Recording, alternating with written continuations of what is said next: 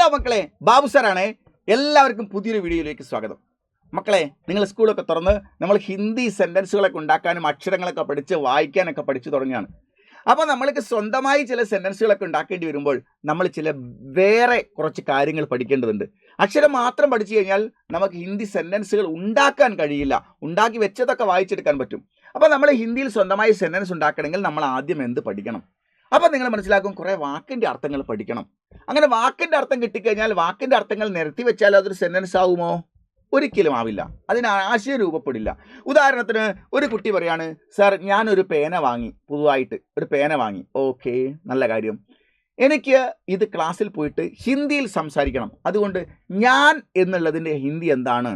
ഞാൻ എന്നുള്ളതിൻ്റെ ഹിന്ദി മേം എന്നാണെന്ന് സാറ് പറഞ്ഞു കൊടുത്തു. അപ്പോൾ പേനയ്ക്ക് എന്താ പറയുന്നത്? പേനയ്ക്ക് കലം എന്നാണ് എന്നും പറഞ്ഞു. പേനയ്ക്ക് കലം എന്നാണ്. അപ്പം മതി. അവൻ പറഞ്ഞു ശരി മതി, ഈ ചെറിയ സെൻറ്റൻസ് ആണ് എൻ്റെത്, അതുകൊണ്ട് ഈ 2 വാക്കേ ഉണ്ടാവുള്ളൂ സെൻറ്റൻസിൽ. അതുകൊണ്ട് എനിക്ക് റെഡിയായി, ഈ 2 വാക്കും കിട്ടി, ഞാൻ ഹിന്ദി സംസാരിക്കുന്നു. ഇവൻ ക്ലാസ്സിൽ പോയിട്ട് പറയാണ്, ഹായ് ഫ്രണ്ട്സ് മേം കലം. ഹായ് ഫ്രണ്ട്സ് മേം കലം. ഹായ് ഫ്രണ്ട്സ് മേം കലം എന്ന് പറഞ്ഞാൽ മേം കലം എഴുതിച്ചാൽ അതൊരു സെൻറ്റൻസ് ആകുമോ? അത് ഞാൻ പേന എന്ന 2 വാക്കായി തന്നെ കിടക്കും, മുൻപിലും പിറകിലും എഴുതി വെച്ച്. അതൊരിക്കലും വരിയിൽ എഴുതിയതുകൊണ്ട് സെൻറ്റൻസ് ആവില്ല.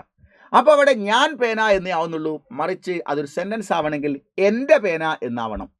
അപ്പോൾ എൻ്റെ പേന എന്നാവണമെങ്കിൽ എൻ്റെ എന്ന അർത്ഥം കിട്ടാൻ വേണ്ടി എന്തോ ഒരു സാധനം നമ്മൾ പ്രയോഗിക്കണം. അപ്പോൾ രാജുവിൻ്റെ വീട് എന്ന് പറയാൻ രാജു ഗർ എന്ന് പറഞ്ഞിട്ട് കാര്യമില്ല. രാജുവിൻ്റെ വീട്, എൻ്റെ എന്ന അർത്ഥം കിട്ടാൻ എന്തോന്ന് പ്രയോഗിക്കണം. അങ്ങനെ ഹിന്ദി ഭാഷയിലെ 2 വാക്കുകളെ തമ്മിൽ കൂട്ടിയോജിപ്പിച്ച് സെൻറ്റൻസ് ഉണ്ടാക്കാൻ നമ്മളെ സഹായിക്കുന്ന ഒരു സംഭവത്തെക്കുറിച്ചാണ്, സാധനത്തെക്കുറിച്ചാണ് നമ്മൾ പഠിക്കുന്ന ഗ്രാമർ സെക്ഷൻ. അതിൻ്റെ പേരാണ് മക്കളെ വിഭക്തി പ്രത്യയം എന്ന് പറയുന്നത്. ഓക്കെ, പ്രിപ്പോസിഷൻസ് എന്ന് പറയും. ഓക്കെ, എന്താണ്? ഹിന്ദി ഭാഷയിലെ 2 വാക്കുകളെ തമ്മിൽ കൂട്ടിയോജിപ്പിച്ച് വാക്യങ്ങൾ ഉണ്ടാക്കുന്നതിന് സഹായകരമായി തീർന്ന ഏതാനും ചില ശബ്ദരൂപങ്ങളെ, അക്ഷരൂപങ്ങളെ ശബ്ദത്തെയാണല്ലോ അക്ഷരാക്കി മാറ്റുന്നത്, രൂപങ്ങളാണ് വിഭക്തി പ്രത്യയങ്ങൾ എന്ന് പറയുന്നത്. വിഭക്തി പ്രത്യയങ്ങൾ പ്രധാനമായും 9 എണ്ണമാണുള്ളത് മക്കളെ. എത്ര എണ്ണം? 9 എണ്ണം. ഈ 9 എണ്ണം നിങ്ങൾ ബോർഡിൽ കാണുന്നത്. ഇത്രയും കാര്യം മതി ഹിന്ദി ലോകത്ത് കാര്യങ്ങൾ സംസാരിക്കാനും സെൻറ്റൻസ് ഉണ്ടാക്കാനും കഥ എഴുതാനും ലോകത്ത് 10,000 ഹിന്ദി വാക്കുകളെ കൂട്ടിച്ചേർത്ത് സെൻറ്റൻസ് ആക്കാൻ ഈ സാധനങ്ങൾ മാത്രം മതി. ഗ്രാമറിൽ വേറെ കുറേ സാധനങ്ങൾ വേറെ പഠിക്കാനുണ്ട്. ഇത് പഠിക്കാതെ ഒരു കുട്ടിയെ സംബന്ധിച്ചോളം ഒരു ഏറ്റവും ചെറിയ ഗ്രാമർ പോലും ആവശ്യമില്ലാത്ത ഏറ്റവും 2 വാക്കുകൾ ചേർന്ന് ഒട്ടിച്ചുണ്ടാക്കുന്ന ഒരു സെൻറ്റൻസ് പോലും ഉണ്ടാക്കാൻ സാധ്യമല്ല.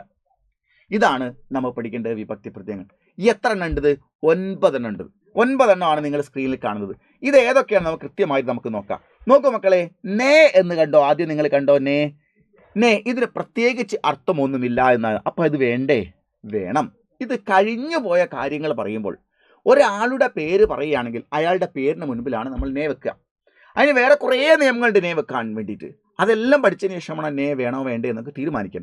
അപ്പോൾ അത് നമ്മൾ ഇപ്പോൾ പഠിക്കേണ്ട, അത് നമുക്ക് പിന്നീട് പഠിക്കാം. നേ പ്രത്യേകിച്ച് അർത്ഥമൊന്നുമില്ല. കഴിഞ്ഞ കാര്യങ്ങളിൽ പറയുമ്പോൾ ഒരാളുടെ പേര് പറയുകയാണെങ്കിൽ അത് ക്രിയ സകർമ്മ ആണെങ്കിൽ നേ പ്രത്യം ചേർക്കണം. സകർമ്മക്ക് എങ്ങനെയെന്നുള്ള പിന്നെ പഠിക്കാം.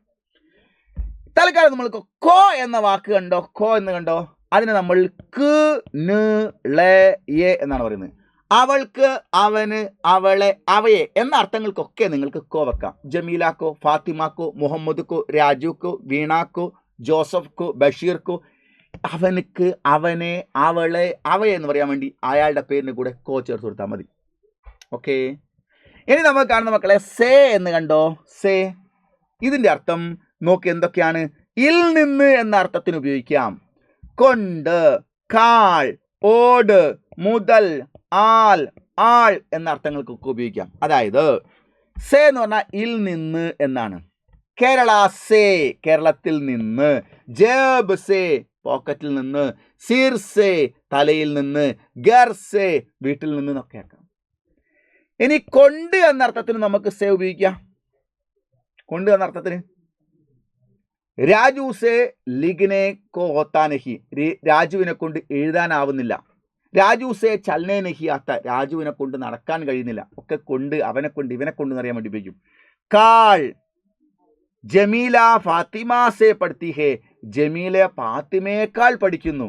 ഓക്കെ, അങ്ങനെ പഠിക്കാം, പറയാൻ വേണ്ടി ഉപയോഗിക്കാം. ഇനി ഓട് എന്താ? രാജു സേ കഹ, രാമു രാജുവിനോട് പറഞ്ഞു. മുതൽ 1 से 10 तक, 1 മുതൽ 10 വരെ.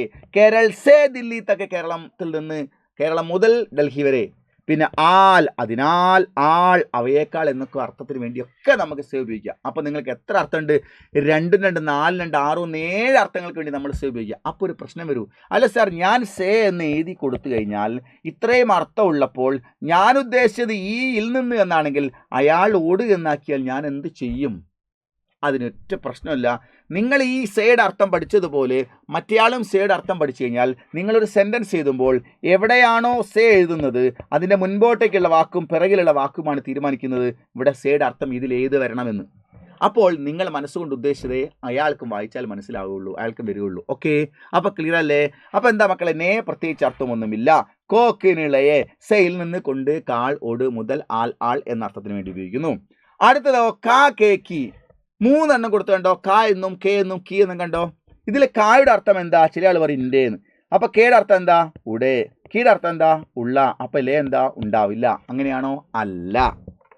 ഇതിൽ കായുടെ അർത്ഥം എന്താണ്? ഇൻ്റെ ഉടേ ഉള്ളാലെ എന്നാണ്. കേയുടെ അർത്ഥം എന്താണ്? ഇൻ്റെ ഉടേ ഉള്ളാലെ എന്നാണ്. കീയുടെ അർത്ഥം എന്താണ്? ഇൻ്റെ ഉടേ ഉള്ളാലെ എന്നാണ്. അപ്പോൾ ഈ 4 അർത്ഥങ്ങൾക്കും കാ എന്നോ കെ എന്നോ കീ എന്നോ ഉപയോഗിക്കാം. അപ്പോൾ നിങ്ങൾ ചോദിക്കും, അല്ലേ സാർ അങ്ങനെയാണെങ്കിൽ നമ്മൾ ഏതും വെച്ചാൽ പോരെ? ഏതും വെച്ചാൽ പോരെ എന്ന് ചോദിച്ചാൽ അല്ല, ഇതിന് പ്രത്യേകമായൊരു നിയമം വേറെയുണ്ട്. കാക്കേക്കിയുടെ തൊട്ടു മുൻപിൽ വരുന്ന ഒരു നാമങ്ങളെ നോക്കി ചേർക്കണം കാക്കേക്കി പ്രത്യേകത. അതായത് ചുരുക്കി പറഞ്ഞാൽ നമ്മൾ കാ എന്നോ കെ എന്നോ കീ എന്നോ വെച്ചതിന് ശേഷം പ്രയോഗിച്ചതിന് ശേഷം അടുത്ത് വരാൻ പ്രയോഗിക്കാൻ പോകുന്ന വാക്ക് സ്ത്രീലിംഗാണോ പുല്ലിംഗാണോ നോക്കിയിട്ടാണ് നമ്മൾ ഇപ്പുറത്ത് ആദ്യമേ കാക്കേക്ക് വെക്കേണ്ടതാണ്. അപ്പോൾ നമ്മൾ ആലോചിക്കും അവിടെ വെച്ചെങ്കിലല്ലേ ഇപ്പുറത്ത് വരാൻ പറ്റുമെന്നുള്ളൂ. അവിടെ വെക്കാൻ പോകുന്ന എന്താ നമ്മുടെ മനസ്സിലുണ്ടല്ലോ. ഉദാഹരണം നോക്കൂ. ഉദാഹരണം നിങ്ങൾക്ക് ഇങ്ങനെ പറയാം, ശ്രദ്ധിച്ച് കേട്ടോളൂ. ഞാൻ പറയാം, രാജു. നോക്കൂ, രാജു രാജു കാ ബേട്ട. ഇവിടെ ഞാൻ രാജുവിൻ്റെ മകൻ കാ ബേട്ട വെച്ചു. അടുത്തത് നോക്ക്, രാജു കെ ബേട്ടെ. അപ്പോൾ ഞാൻ കെ വെച്ചു. അടുത്ത് നോക്ക്, രാജു കീ ബേട്ടി. ഇതെന്താ ഇങ്ങനെ ചെയ്തത്? ഇവിടെ നോക്കൂ മക്കളെ, എന്താ അങ്ങനെ ചെയ്തത്? രാജു രാജുവിൻ്റെ ബേട്ട മകൻ ഒരാളാണ്, പുല്ലിംഗം ഏകവചനാണ്, അതുകൊണ്ടാണ് കാ വെച്ചത്. രാജു കെ ബേട്ടെ 2 കുട്ടികളാണ്, അതോ അതിൽ കൂടുതലോ ആണ്, പ്ലൂറലാണ്, അതുകൊണ്ടാണ് നമ്മൾ കെ വെച്ച്. അപ്പോൾ രാജു കെ പിതാ എന്ന് പറഞ്ഞാലും നമ്മൾ കെ വെക്കുക. പിതാവ് ഒരാളാണെങ്കിൽ ബഹുമാന സൂചകമാണ്. രാജു കി ബേട്ടി, രാജുവിൻ്റെ മകളായാലും അമ്മയായാലും ഭാര്യ ആയാലും കുട്ടികളായാലും ഒരുപാട് കുട്ടികളായാലും പെൺകുട്ടികളായാലും ഒക്കെ തന്നെ ബേട്ടി നോക്കും. പെൺകുട്ടികൾ സിംഗുലർ ആയാലും പ്ലൂറൽ ആയാലും വരാൻ പോകുന്നത് ഇവിടെ നമ്മൾ കി ബേട്ടി എന്ന് പറഞ്ഞാലും ബേട്ടിയാം എന്ന് പറഞ്ഞാലും ഇവിടെ കി മാത്രമേ ഉപയോഗിക്കുന്നുള്ളൂ. അപ്പോൾ നോക്ക്, ഇത് നമുക്ക് പെട്ടെന്ന് ഇങ്ങനെ മനസ്സിലാക്കിയത് ഇന്ത്യ കൂടെ ഉള്ള ലേ എന്ന അർത്ഥം കിട്ടാൻ വേണ്ടി നമ്മൾ കാക്കേക്ക് പ്രയോഗിക്കും. തൊട്ട് മുൻപിൽ വരാൻ പോകുന്ന വാക്കിനെ നോക്കിയിട്ടാണ് നമ്മൾ കാക്കേക്ക് പ്രയോഗിക്കുന്നത്. പുല്ലിംഗ ഏകവചനാണെങ്കിൽ കാ, ബഹുവചനാണെങ്കിൽ കെ, സ്ത്രീലിംഗം സിംഗുലർ ആയാലും പ്ലൂറൽ ആയാലും ഏകവചനായാലും ബഹുവചനായാലും കി എന്നുമാണ് പ്രയോഗിക്കുന്നത്. ഓക്കെ, ഇനി നോക്ക്, അടുത്ത് നമ്മൾ ഇത്രയും കൂടി ഉള്ള കഴിഞ്ഞു. മേം എന്ന് പറഞ്ഞാൽ മുകളിൽ ഒരു വരയും കുത്തും മാത്രമാണ്. ഇതിൻ്റെ അർത്ഥം ഇൽ എന്നാണ്. ജേബ് മേം പോക്കറ്റിൽ, സിർ മേൻ തലയിലൊക്കെ എന്ന് പറയാൻ വേണ്ടി ഉപയോഗിക്കില്ലേ. പർ നോക്ക്, മീതെ മുകളിൽ നിന്നാണ്. പർ എന്ന് പറഞ്ഞാൽ എന്താണ്? മീതെ മുകളിൽ എന്നാണ്. മീതെ മുകളിൽ. മേഷ് പർ കിതാബ് ഹേ, മേശയുടെ മുകളിൽ പുസ്തകമുണ്ട്. ഗർ പർ ബില്ലി ഹേ, വീടിൻ്റെ മീതെ മുകളിൽ പൂച്ചയുണ്ട് എന്നൊക്കെ പറയാൻ വേണ്ടി ഉപയോഗിക്കുന്നു. കേലിയെ എന്ന് പറഞ്ഞാൽ വേണ്ടി എന്നാണ്. ഇപ്പം നോക്ക്, ഖാനെ കേലിയെ കഴിക്കാൻ വേണ്ടി, ലിഖനെ കേലിയെ എഴുതാൻ വേണ്ടി, ചലനെ കേലിയെ നടക്കാൻ വേണ്ടി എന്നിവയ്ക്കൊക്കെയാണ് നമ്മൾ എന്ത് പറയുന്നത്? വേണ്ടി ഉപയോഗിക്കുന്നത്. അപ്പോൾ എത്ര വാക്കിൻ്റെ അർത്ഥമുണ്ട്?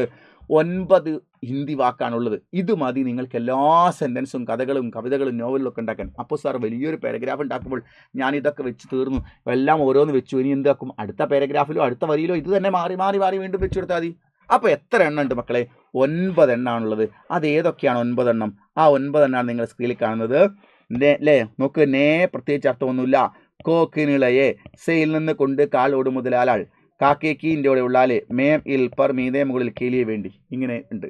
ഇതെങ്ങനെയാണ് പഠിക്കുക? ഇത് നമുക്ക് 3 സെക്കൻഡ് കൊണ്ട് തന്നെ നമ്മൾ പഠിച്ചെടുക്കണം. ഓക്കെ, ഇങ്ങനെ 3 കഷ്ണാക്കിയപ്പോൾ ആദ്യം ഓരോ കഷ്ണത്തിൽ 3 എണ്ണം ഉണ്ട് അല്ലേ. ഹിന്ദി ഭാഷയിലെ 2 വാക്കുകൾ തമ്മിൽ കൂട്ടിയോജിപ്പിച്ച് വാക്യങ്ങൾ ഉണ്ടാക്കുന്നതിന് സഹായമായി തരുന്ന ഏതാനും ചില അക്ഷരൂപങ്ങളെ വിഭക്തി പ്രത്യയങ്ങൾ എന്ന് പറയുന്നു. എത്ര ഉണ്ട്? 9. ഏതൊക്കെ?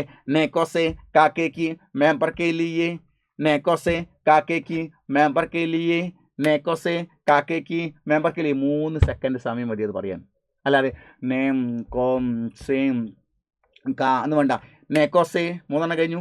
കാക്കേ കി മൂന്നെണ്ണം കഴിഞ്ഞു. മെമ്പർ കെ ലിയെ, നേക്കോസെ, കാക്കേ കി, മെമ്പർ കെ ലിയെ. ഹിന്ദി ഭാഷയിൽ രണ്ട് വാക്കുകൾ തമ്മിൽ കൂട്ടി യോജിപ്പിച്ച് വാക്കിൽ ഉണ്ടാക്കുന്നതിന് സഹായമായത് ഏതാനും ചില അക്ഷരരൂപങ്ങളെയാണ് വിഭക്തി പ്രത്യയങ്ങൾ എന്ന് പറയുന്നത്. എത്ര ഉണ്ട്? 9 ഏതൊക്കെ?